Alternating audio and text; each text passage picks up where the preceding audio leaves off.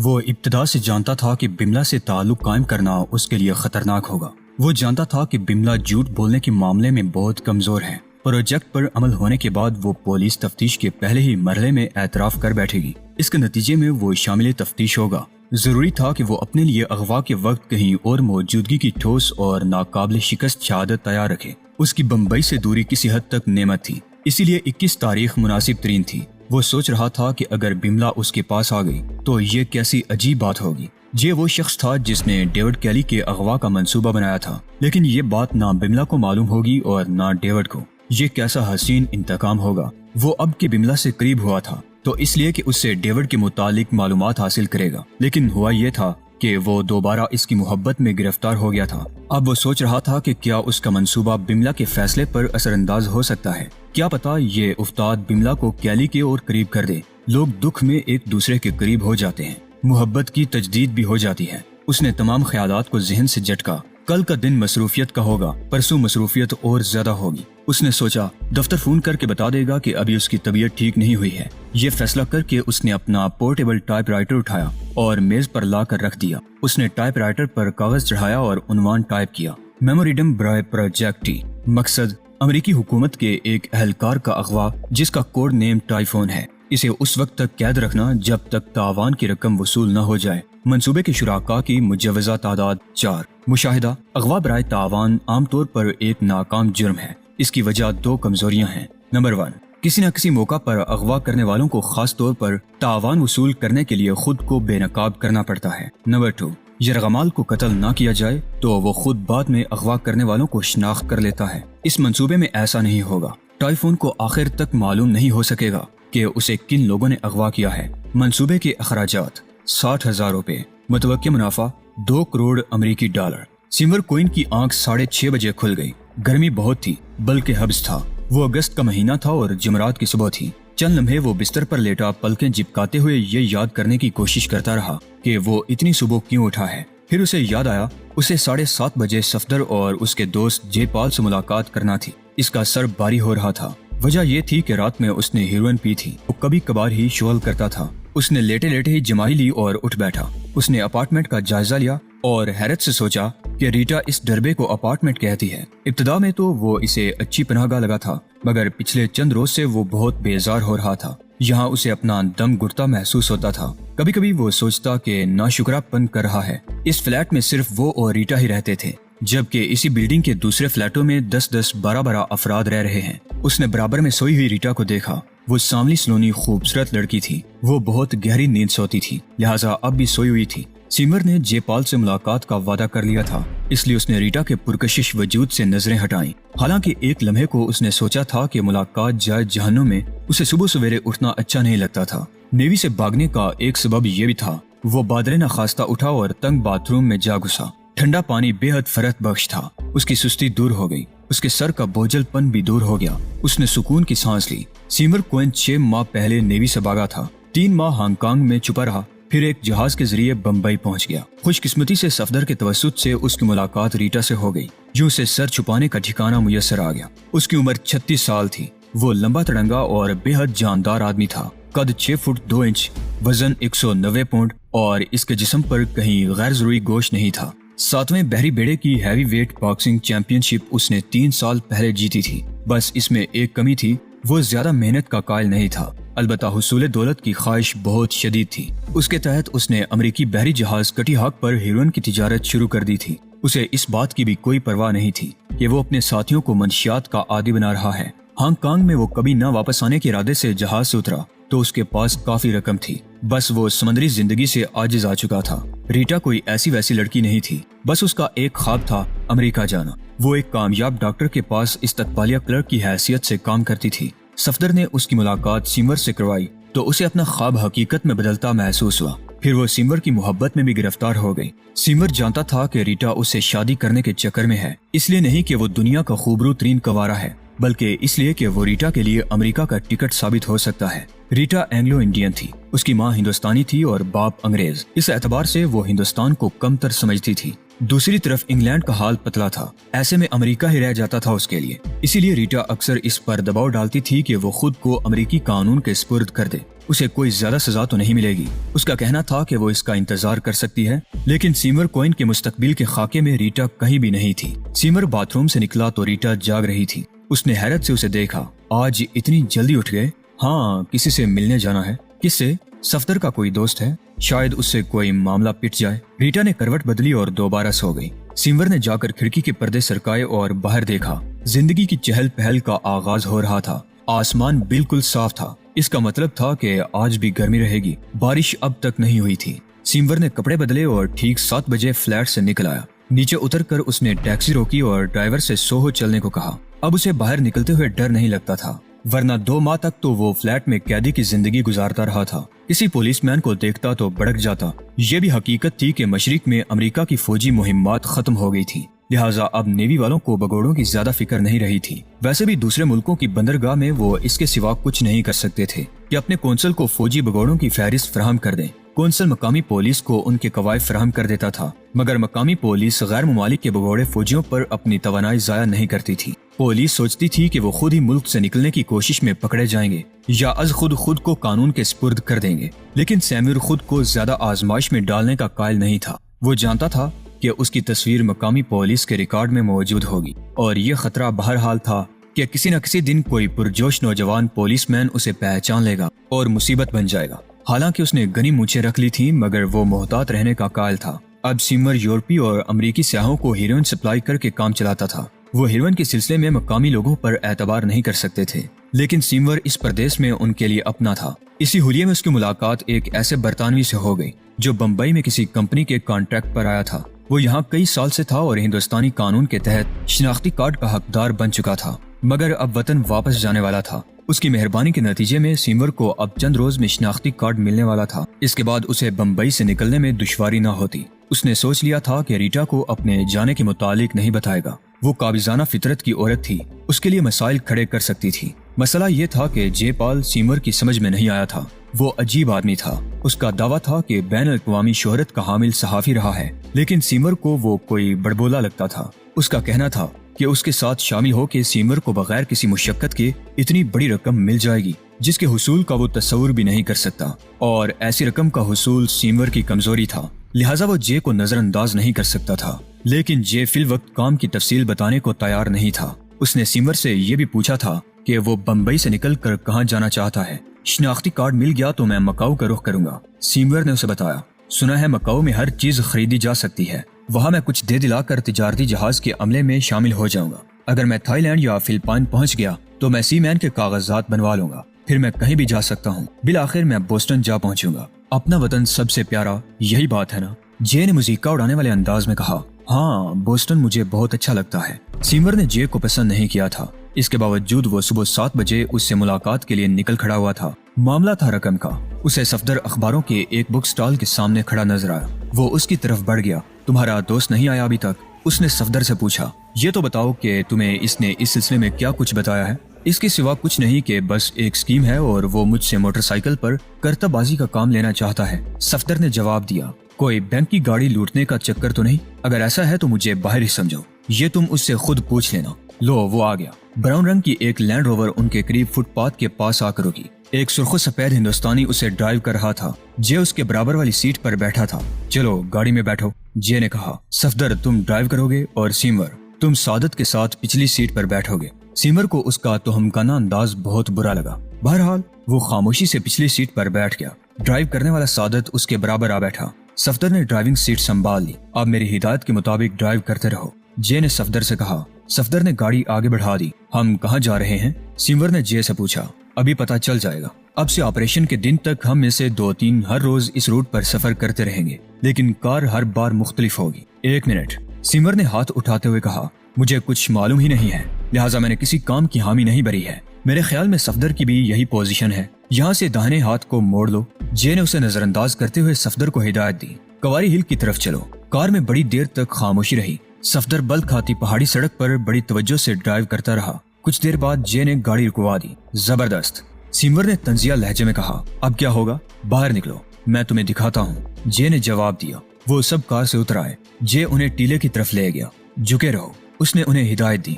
अपनी वॉच में वक्त देखा। इस वक्त 8 बजने में 5 मिनट हैं। 2-3 मिनट बाद एक मखसूस कार सड़क पर आएगी। मैं तुम्हें बताऊंगा, हम उसका ताक़ुब करेंगे। कार में एक ड्राइवर होगा और एक मुसाफिर। तुम उसे नहीं जानते, तुम्हें नहीं मालूम कि वो कहाँ से आया है और कहाँ जा रहा है। तुम्हें उसके बारे में कुछ भी मालूम नहीं हो सकता। मैं मुनासिब वक्त पर तुम्हें उसके मुतालिक बताऊंगा। पुरस्रार सफर, सिमर बुड़बड़ाया। जे उसकी तरफ पलटा और उसकी आंखों में आंखें डाल दी। देखो मिस्टर कोएन, मैंने तुम्हें एक पेशकश की है। अगर तुम्हें कबूल है तो तुम्हें मेरे कहने पर अमल करना होगा। मैं दिमाग हूँ और तुम जिस्मानी कुव्वत को सोचने की जरूरत नहीं, इसे सोचने का मुआवजा नहीं मिलेगा। ओके, सिमर ने सर्द लहजे में कहा और सफदर और सादत की तरफ मुड़ा। अगर तुम दिमाग हो तो ये दोनों क्या है? फिर वो उन दोनों से मुखातिब हुआ। तुम लोगों को काम की नौयत का इल्म है? सादत ने बेचैनी से पहलू बदला। मैं इस मामले में इब्तिदा से जे का शरीक हूँ, उसने कहा। इस अरसे में इसने पहली बार जुबान खोली थी, लेकिन सच्ची बात यह है कि मेरी मालूमात भी तुमसे ज्यादा नहीं है। और तुम सफदर?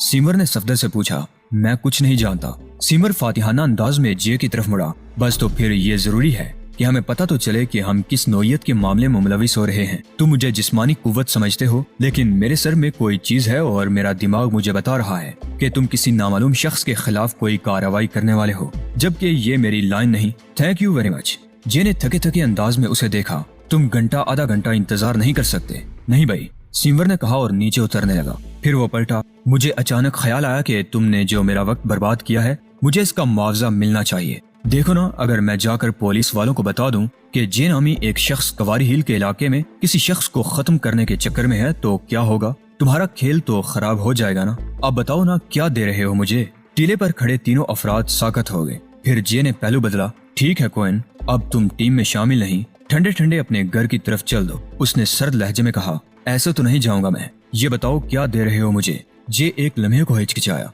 उसने अपने दोनों साथियों की तरफ देखा। तुम लोग यहीं रुको, सब्ज रंग की प्लाई मौत पर नजर रखना। ये कहकर वो टीले से उतरा और सिमर कोइन की तरफ बढ़ा। वो कुछ फिक्रमंद नजर आ रहा था। तो तुमने मुझे फांस लिया है, बिल आखिर उसने कहा। ठीक है, 500 रुपए ले लो और भूल जाओ कि मुझसे मुलाकात भी हुई थी। इतने सस्ते में जान छुड़ा रहे हो, मैं कम से कम 5000 लूंगा। जे कुछ कहे बगैर गाड़ी की तरफ बढ़ गया। उसने खिड़की में से हाथ डालकर ग्लोव्स कंपार्टमेंट खोला और जब वो पलटा तो सिमर की आंखें फटी की फटी रह गईं। एक बहुत बड़े रिवॉल्वर की नाल का रुख उसकी तरफ था और जे की आंखों में बरहमी दहक रही थी। ए मिस्टर, इसे हटाओ।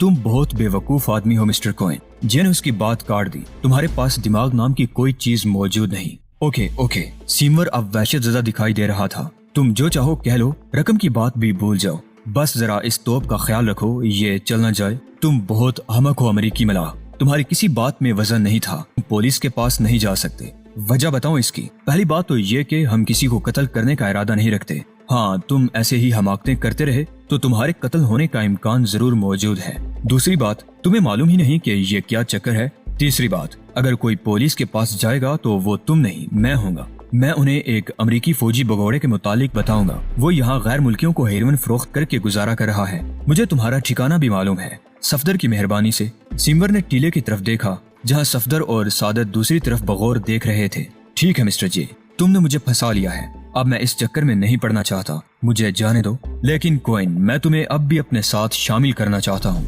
जे ने कहा। इस मुल्क में जिस्मानी ताकत कोड़ियों के मोल मिल जाती है, लेकिन मैं जरा जल्दी में हूँ, तुम्हें नहीं खोना चाहता। अब मुझे एक सवाल का जवाब दो। 15 लाख डॉलर कमाना चाहते हो? अमरीकी डॉलर? सिमर की आंखें फैल गईं। उसने गौर से जे को देखा, जिसके होंठों पर मुजीका उड़ाने वाली मुस्कुराहट थी। मजाक मत करो मिस्टर जे, उसने फंसी फंसी आवाज में कहा। ये मजाक नहीं, मैं संजीदा हूँ। 15 लाख डॉलर ये सिर्फ मेरा हिस्सा होगा। तुम मुझे बेवकूफ बना रहे हो। मैंने कहा ना, मैं संजीदा हूँ। सिमर की बेयकीनी अब भी कायम थी। उसने टीले की तरफ देखा और सफदर को पुकारा। क्या तुम्हें भी इसी तरह बेवकूफ बनाया गया है? मुझे तो कुछ भी नहीं मालूम, सफदर ने जवाब दिया। इसे भी 15 लाख मिलेंगे, जे ने कहा। ए भाई, तुम परस्तान के शहरी तो नहीं हो, सिमर ने हंसते हुए कहा। इस हंसी में दीवानगी झांक रही थी। ये क्या चक्कर चला रहे हो? अपना हिस्सा भी बता दो जरा। मुझे और सादत को 30-30 लाख मिलेंगे, जे ने बड़ी मतानत से कहा। इसलिए कि मैं सरमाया लगा रहा हूँ और सादत जरूरी आलात फराहम कर रहा है। यह हिस्सा कम इसलिए है कि हिस्सा बटाने वाले और भी हैं, वरना पूरा काम 2 करोड़ अमरीकी डॉलर का है। तुम यकीनन कोई बैंक लूटना चाहते हो? नहीं, जे ने कहा। اور ریوالور جھکا لیا۔ میں تمہیں شامل کرنا چاہتا ہوں، آگے تمہاری مرضی، زبردستی تو کسی سے کام نہیں لیا جا سکتا۔ میں کسی اندھے کنویں میں نہیں گرنا چاہتا، لیکن معلوم تو صفدر کو بھی کچھ نہیں۔ ہاں، سعادت تم لوگوں کی نسبت زیادہ جانتا ہے، لیکن یہ دونوں مجھ پر اعتماد کر رہے ہیں۔ اچانک صفدر نے اشارہ کیا، وہ رہی سبز پلائی ماؤتھ، اس نے پکارا۔ اگلے لمحے وہ اور سعادت بھاگتے ہوئے نیچے آ گئے۔ چلو چلو جلدی کرو، جے نے کہا اور کار کا دروازہ کھول کر اگلی سیٹ پر بیٹھ گیا۔ پھر اس نے سیمر کی طرف دیکھا، کیا ارادہ ہے کوئن؟ سیمر نے کوئی جواب نہیں دیا۔ کار کا پچھلا دروازہ کھول کر جلدی سے بیٹھ گیا۔ سعادت اس کے برابر آ بیٹھا۔ صفدر نے ڈرائیونگ سیٹ سنبھال لی، اس نے گاڑی سٹارٹ کر کے آگے بڑھائی۔ انہیں سبز پلائی ماؤتھ تک پہنچنے میں 1 منٹ لگا۔ بس اس کے پیچھے چلنا ہے، جے نے ریوالور کو کمپارٹمنٹ میں رکھتے ہوئے کہا، لیکن زیادہ قریب ہونے کی ضرورت نہیں۔ اب گاڑی کی فضا ہیجانی تھی۔ سیمر نے ستائشی لہجے میں پوچھا، لگتا ہے تم عرصے سے اس کی تیاری کر رہے تھے؟ ہاں، یہ جو شخص سبز پلائی ماؤتھ میں ہے، یہ تمہارا ہدف ہے؟ سیمر نے بات آگے بڑھائی، اور تم کہتے ہو کہ کوئی قتل نہیں ہوگا۔ اب 2 ہی صورتیں رہ جاتی ہیں، یا تو یہ شخص جیب میں $2 کروڑ لیے پھر رہا ہے، یا پھر تم اسے اغوا کرنا چاہتے ہو۔ جے نے جواب نہیں دیا، اس کی توجہ سامنے راستے پر مرکوز تھی۔ پلائی ماؤتھ ان سے 100 گز آگے تھی اور اب سرنگ قریب آ رہی تھی۔ تم جتنا فاصلہ مناسب سمجھو رکھ سکتے ہو، جے نے صفدر سے کہا۔ پلائی ماؤتھ اور ان کی لینڈ روور کے درمیان 2 کاریں حائل تھیں۔ سرنگ سے پہلے چنگی تھی، وہاں گاڑیاں 2 قطاروں میں لگ گئیں۔ صفدر نے موقع پا کر اپنی گاڑی پلائی ماؤتھ کے عین پیچھے لگا دی۔ جے نے ٹول ٹیکس ادا کر دیا۔ تم سب اس گاڑی کو غور سے دیکھ لو، جے نے کہا۔ بظاہر یہ عام سی کار ہے، لیکن ایسا نہیں ہے۔ اس کی کھڑکیاں بلٹ پروف ہیں اور ٹائر پنکچر پروف۔ اس کا جھٹکا ثابت کرتا ہے کہ اس کی باڈی میں آرم پلیٹیں لگی ہیں۔ ڈرائیور مسلح ہے اور یقینی طور پر تربیت یافتہ باڈی گارڈ ہے۔ سیمر نے ہونٹ سکوڑ کر سیٹی بجائی۔ تو یہ اتنا اہم آدمی ہے کون آخر؟ کار کی چھت پر چھوٹا سا ریڈیو ایریل دیکھ رہے ہو؟ جے نے اس کا سوال نظر انداز کرتے ہوئے کہا، یہ موسیقی نشر کرنے کے لیے نہیں ہے، یہ 2 طرفہ VHF ہے۔ ڈرائیور کا مستقل طور پر کنٹرول سینٹر سے رابطہ رہتا ہے، اور ممکن ہے کسی طرح کی ہاٹ لائن پر پولیس سے کسی بھی وقت رابطہ قائم کرنا بھی ممکن ہو۔ تاہم اس سسٹم میں ایک کمزوری ہے۔ پلائی ماؤتھ آگے بڑھ گئی، اس کی رفتار زیادہ نہیں تھی، اب اس کا رخ سرنگ کی طرف تھا۔ سنو، جے نے کہا اور گاڑی کا ریڈیو آن کر دیا۔ کار کی فضا میں ایک فلمی نغمہ گونجا، مگر جیسے ہی گاڑی سرنگ میں داخل ہوئی، آواز غائب ہو گئی اور گڑگڑاہٹ سی رہ گئی۔ جے نے چینل بدلے، لیکن اسٹیشن کی یہی صورتحال تھی۔ سمجھ رہے ہو؟ اس نے کہا۔ پلائی ماؤتھ کے VHF ٹرانسیور پر بھی یہی صورتحال ہوگی۔ سرنگ میں روشنی کا سیلاب تھا۔ پلائی ماؤتھ ان سے 50 گز آگے تھی۔ وہ بائیں جانب والی لین میں 30 میل فی گھنٹہ کی رفتار سے چل رہی تھی۔ دونوں حصوں کو سفید ڈبل لائن تقسیم کر رہی تھی، اور سرنگ میں اس سفید لائن کو عبور کرنا خلاف قانون تھا۔ تم کبھی اس سرنگ سے گزرے ہو؟ جے نے سیمر سے پوچھا۔ نہیں، یہ جدید طرز کی سرنگ ہے، جگہ جگہ ٹی وی کیمرے نصب ہیں، یہاں 1 انچ جگہ بھی کیمروں کی نظروں سے اوجھل نہیں۔ کوئی گاڑی لین تبدیل کرے تو باہر چیکنگ کرنے والوں کو معلوم ہو جاتا ہے۔ اگر گاڑی کو سرنگ سے باہر نکلتے ہی روک لیا جاتا ہے، کوئی حادثہ ہو جائے تو بھی باہر والوں کو معلوم ہو جاتا ہے۔ سرنگ 1 میل لمبی تھی، انہیں دوسری طرف نکلنے میں 2 منٹ اور کچھ سیکنڈ لگے۔ اب بائیں جانب موڑ لو، جے نے ہدایت دی۔ صفدر نے اس کی ہدایت پر عمل کیا۔ لینڈ روور اب ہاربر روڈ پر دوڑ رہی تھی۔ پلائی ماؤتھ مختلف سمت میں گئی تھی، چند لمحوں میں وہ نظروں سے اوجھل ہو گئی۔ سیمر کو مایوسی ہوئی، شاید ان تینوں کا یہی حال تھا۔ سعادت نے جے سے پوچھا، یہ سب کیا تھا جے؟ کسی آپریشن کے لیے جو تیاری کی جاتی ہے وہ سمجھ لو، یہ معاملات کو معمولات بنانے کی مشق تھی۔ صفدر، اب کہیں بھی گاڑی روک دو۔ صفدر نے ایک جگہ گاڑی پارک کر دی، وہاں کئی اور گاڑیاں بھی کھڑی تھیں۔ تم لوگوں نے سب کچھ دیکھ لیا، یہ سب کچھ ہوگا، جے نے کہا۔ کیا مطلب؟ سیمر نے احتجاج کیا۔ میں بس اتنا جانتا ہوں کہ ہم نے ایک کار کا تعاقب کیا اور یہ جانے بغیر کہ وہ کہاں جا رہی ہے اس کا پیچھا چھوڑ دیا۔ میں جانتا ہوں کہ کار کہاں گئی ہے، جے نے کہا، اور فی الوقت تم لوگوں کو اس سے غض نہیں ہونی چاہیے۔ میرا مقصد صرف تم لوگوں کو منظر سے روشناس کرانا تھا۔ تم نے ٹھیک کہا تھا مسٹر کوئن، میں اس شخص کو اغوا کرنا چاہتا ہوں اور یہ کام سرنگ میں کیا جائے گا، خدا کی پناہ۔ اور یہ کام کیسے کرو گے؟ سیمر نے کہا۔ ایک چھوٹا سا حادثہ ترتیب دینا ہوگا، یہ کام صفدر کرے گا۔ حادثہ جسے سینکڑوں کیمرے ریکارڈ کر رہے ہوں گے، سیمر نے معترضانہ لہجے میں کہا۔ تم کیمروں سے الٹا فائدہ حاصل کریں گے۔ تم سرنگ کے اس سرے کے قریب ادھر سے آنے والی لین میں حادثے کا تصور کرو۔ تم نے دیکھ لیا ہے، کم رفتار گاڑیاں بائیں جانب والی لین میں چلتی ہیں اور تیز رفتار گاڑیاں دائیں جانب والی لین میں۔ لین تبدیل نہیں کی جا سکتی۔ کبھی کبھی دانی سمت ایسی گاڑی آ پھنستی ہے جو سست رفتار ہوتی ہے، وہ بائیں جانے والی گاڑی کے ساتھ چلتی ہے۔ ان دونوں کی وجہ سے پیچھے کا ٹریفک بلاک ہو جاتا ہے۔ اب فرض کر لو کہ ایسی گاڑی کے پیچھے کوئی بے صبرا موٹر سائیکل سوار ہے، وہ دونوں گاڑیوں کے درمیان سے سفید لائن پر سے گزرنے کا خطرہ مول لینے کو تیار ہے۔ اب ایسا کرتے ہوئے وہ دونوں گاڑیوں سے یا ان میں سے کسی ایک گاڑی سے ٹکرا جاتا ہے، نتیجتاً وہ اپنی موٹر سائیکل سمیت آگے گر جاتا ہے، یعنی دونوں لین کا ٹریفک روک دیتا ہے۔ یہ شخص صفدر ہوگا۔ جے صفدر کی طرف مڑا، تم زخمی ہوئے بغیر اس طرح کا کوئی حادثہ کر سکتے ہو؟ صفدر چند لمحے سوچتا رہا، پھر اس نے اسبات میں سر ہلا دیا۔ اس کے بعد کر سکتا ہوں، یہ کچھ ایسا مشکل کام نہیں، پریکٹس تمہیں مل جائے گی، جے نے کہا۔ پھر وہ دونوں ساتھیوں سے مخاطب ہوا۔ تصور کرو، صفدر سڑک پر گرا ہوا ہے، دیکھنے والا سوچے گا ممکن ہے یہ مر گیا ہو یا زخمی ہو۔ ایک کار جس سے ٹکرایا ہے پلائی ماؤتھ ہے، اس کا ڈرائیور اپنی کار سے اتر کر صفدر کی طرف لپکے گا۔ یہ تم یقین سے کیسے کہہ سکتے ہو؟ سعادت نے اعتراض کیا۔ یہ تو فطری بات ہے، وہ اس حادثے میں ملوث ہوگا اور دیکھنا چاہے گا کہ صفدر کا کیا حال ہے۔ اسے کوئی ایسا ویسا شک بھی نہیں ہوگا، اس کے نزدیک وہ محض ایک حادثہ ہوگا۔ حادثے تو ہوتے رہتے ہیں۔ وہ چند لمحوں کے لیے بھول جائے گا کہ اس کی بلٹ پروف کار میں کوئی VIP سفر کر رہا ہے۔ وہ یہ بھی بھول جائے گا کہ سرنگ میں اس کا ریڈیو آؤٹ آف ایکشن ہے۔ وہ چند لمحے فیصلہ کن ہوں گے۔ چلو مان لیا، پھر؟ سمور نے پوچھا۔ جے نے انہیں محتاط انداز میں آگے کی تفصیل بتائی۔ وہ خاموش ہوا تو کچھ دیر خاموشی چھائی رہی۔ پھر سعادت نے کہا، تم نے کیسے کا تو جواب دے دیا، کیوں کا جواب بھی دے دو، وہ بعد میں بتاؤں گا، پہلے یہ بتاؤ کہ کوئی پیچھے ہٹنا چاہتا ہے؟ جے نے باری باری انہیں دیکھا۔ سعادت اور صفدر نے آہستگی سے نفی میں سر ہلا دیے۔ سمور نے پوچھا، یہ فیصلہ ابھی کرنا ہے؟